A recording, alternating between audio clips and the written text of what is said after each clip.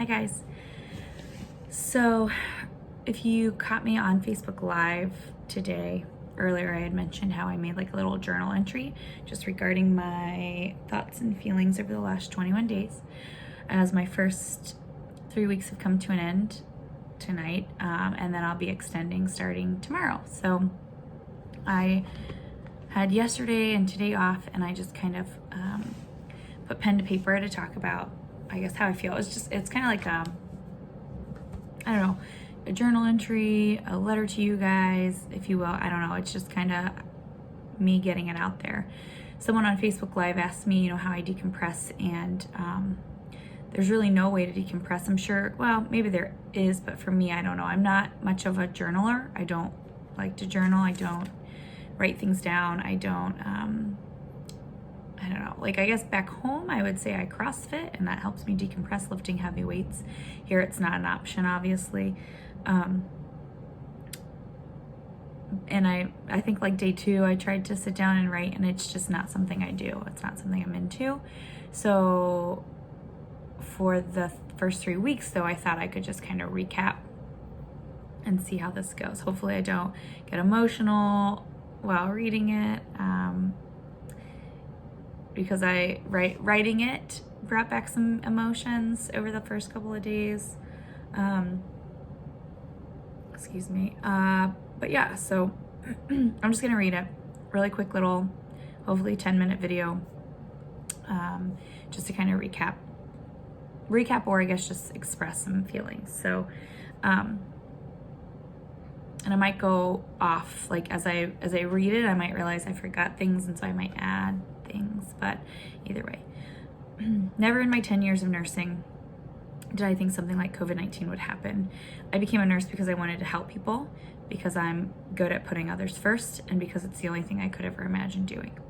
Growing up, I wanted to be a pediatric physician. I wanted to be a pediatrician. I wanted to go to nursing school to help kind of get that bedside experience, and then go to med school and become a doctor. I had children at a very young age, and so it kind of got pushed off to the side. I didn't go back to nursing school. I didn't go to nursing school until after I had 2 children, and my ex-husband at the time was military, and he was doing shore duty, and we found a program that allowed me to go on evenings and in weekends, and I just devoted a year and a half and went to go to nursing school.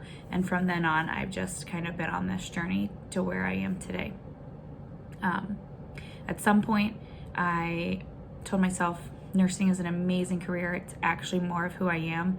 I'm more of that talker, that bedside person, not so much the doctor who's in and out in 10 minutes. Not that I've worked with doctors who rush people. Every doctor I've ever experienced, from working with Dr. Herson to working at Nationwide Children's in the CTICU to working, at Dayton Children's, not one doctor has ever been the one to rush out of the room. But in big picture, usually your nurse is at the bedside and your doctor comes in when and if needed. It's not the same. So for me, like, nursing was it was where I needed to be.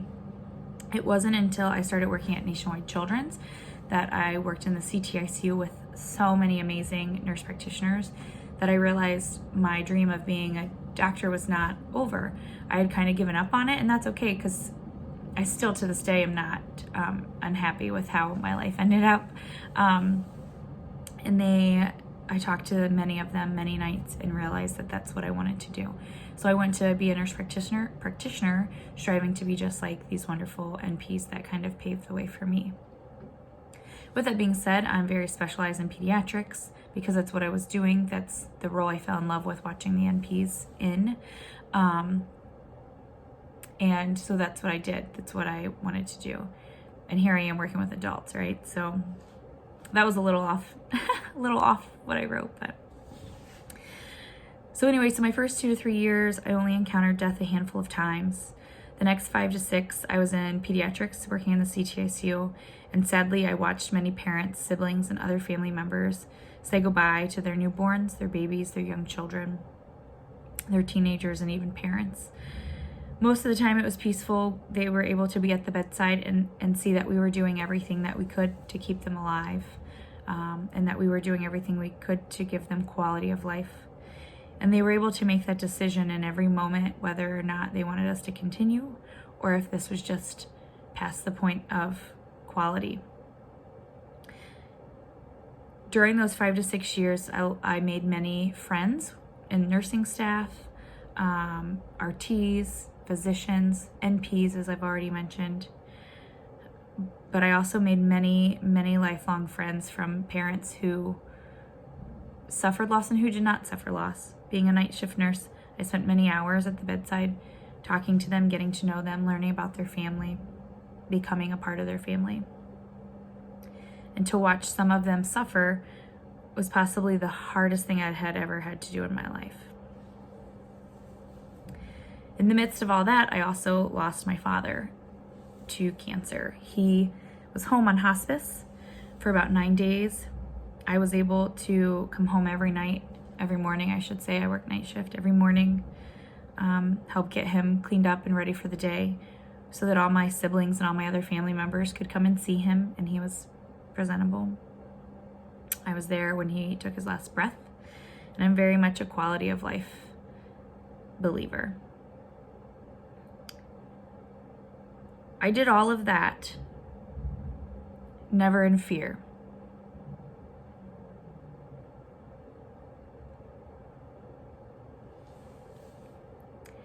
I never feared that my mask didn't fit right. I never feared that my mask would fall off. I never feared of touching my face. I never feared to walk up to a patient's bedside and hold their hand.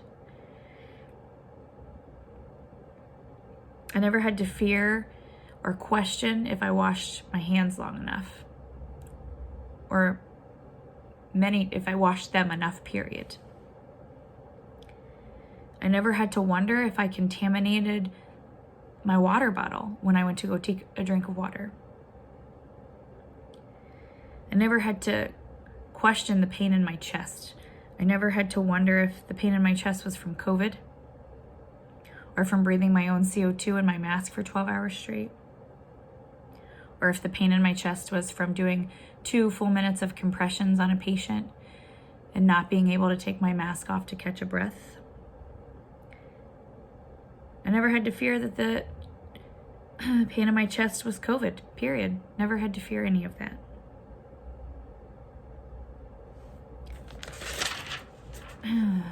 I've seen a lot of death prior to coming here, and now I've seen even more. Not just in the patients. I've seen a lot of patients die, but I'm also seeing the residents, the metaphorical death, if you will. They've been dealing with this for so much longer than I have. And it's so sad to see people who are just getting started in the medical field be so dead inside, be so hopeless for a future, hopeless for medicine. Residents who haven't even started talking about getting out of medicine. People die daily, sometimes 8 in a day, in my hospital alone. My first 7 days on the unit, in my unit alone, we lost an average of 1 person a night. Not 24 hours, not in the entire hospital, my unit for 12 hours. I've had to call families to ask, to tell them what's happening and ask if they want us to do 1 round of compressions. I've had to call back and say we're about to do the 3rd round of compressions. And I've had to call back and let them know that we did the best we could, but we couldn't save them. I've taken many calls from families where I give them numbers, vital signs, lab numbers. And you want to give them hope, but you can't give them hope because you know how it ends. I've read many stories of nurses who are fearful if they forget to take something into a room after they've put on their mask and gowns because they don't want to have to take it off and on and go take it off and go get what they need and come back in and put it back on. I, on the other hand, don't have that choice. I put on my mask and my gown and I go into a room where I sit for sometimes 12 hours without leaving. I don't get the option to forget something, to take my mask off and get a break and take a breath and walk away. It's just us, just nurses, not from New York, not one of them. Me as an NP, the residents. Pharmacy doesn't come in. Unit clerks don't come in. And Lord help us, the RTs don't want to come in. It's just us, hoping that our masks don't slide or falter. Hoping no one's vent becomes disconnected. Hoping my mask is on right the first time.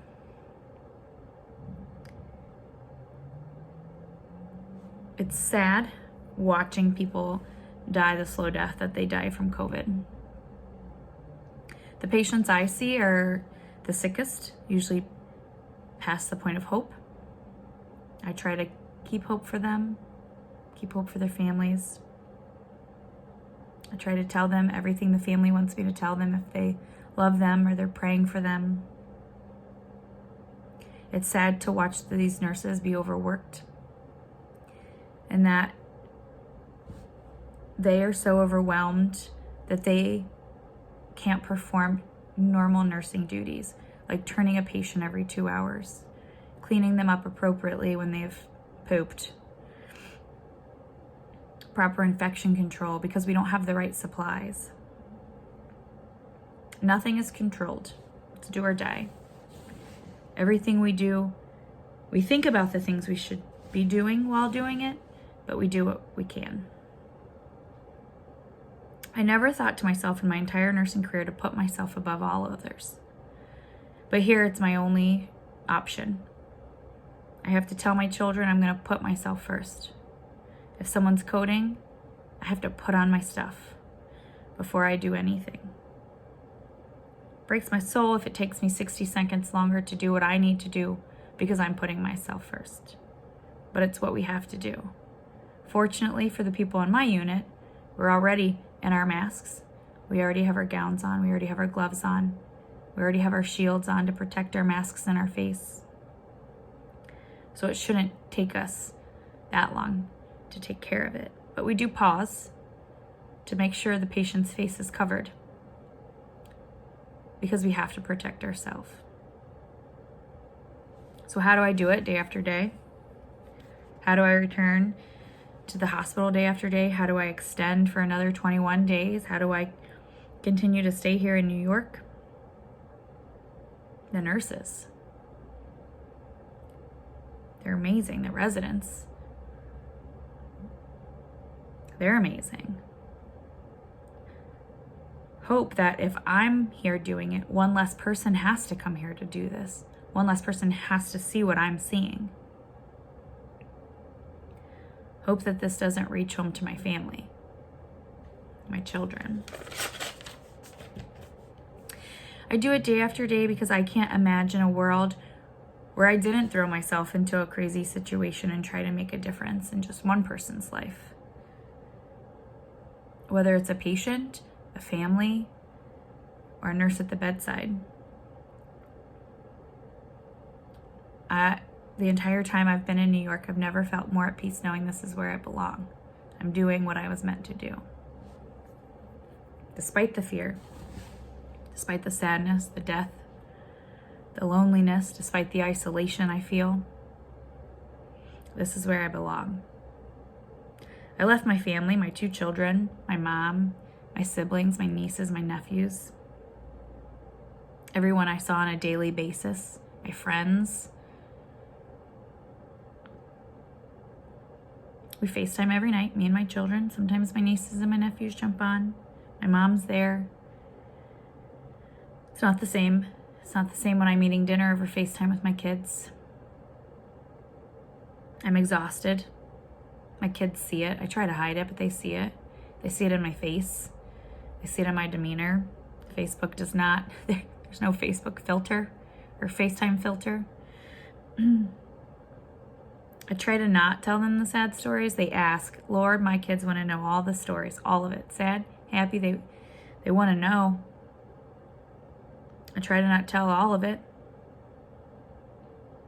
I try to tell them of the amazing people I work with. I try to tell them of my friends who I ride the bus with each night and every morning after a long 12-hour shift. Some of us sleep on the bus. I don't, but some do. I try to tell them of the different stories that I've heard from other nurses and other providers about their families or whatever good things they've told me. I assure them I'm being OCD when it comes to my mask and washing my hands. But sadly, after 3 weeks, I know I'm getting comfortable here. I'm being less and less stridulent. It's scary. It's scary that I've become a little bit more comfortable than I should be. I can't wait to get home to my children. I can't wait to come home safe and healthy. But after I leave New York, I have to do a 2-week quarantine where I will stay in a hotel room. I won't get a kiss and hug my children the minute I land in Columbus. I won't get to pet my dogs. I won't get to sleep in my bed. I won't get to watch Disney movies with my children while we eat DoorDashed food, because that's where life is at. That's where our life was before anyways. God, I miss the shit out of them. But for now, I'm where I'm meant to be. And until then, my children support me. My family supports me. My friends support me. Everyone sends packages and texts and love and prayers. It helps me stay. It helps keep my spirits high when I'm exhausted. And I read a note from someone. Never been more emotional than I have in these 3 weeks. It's annoying. So annoying. But I stay. I stay so that one day we can all go back to normal. Whatever the new normal is. I stay so that if and when Ohio gets hit the way New York does, and I hope to God that we don't, because this is hell here, that I'll be prepared. I'll have some experience that I can share. I just do it so one day my kids can go back to having a childhood the way that they're supposed to do.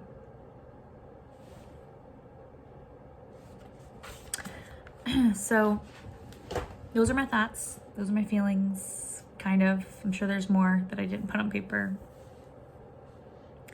But those are the first 3 weeks. And here we go. 3 more to go. We'll see how my demeanor changes. We'll see if I bring home more hope. I have 2 successful stories so far in 3 weeks, which is kind of a sad number, but other people have stories. Just remember, I can only speak. I don't want people to be like scared and sad, because I speak for one hospital, one unit. There are many hospitals, many other units. People might have better stories than I have. But I'm staying for now, and I'll continue to update you guys. So thank you for listening. I'm very happy that I didn't start bawling my eyes out. I did tear up. I feel it in my nose. So I appreciate all of you for all of the love and all of the follows and all of the sharing and everything. You've all been great. And I will leave you at that.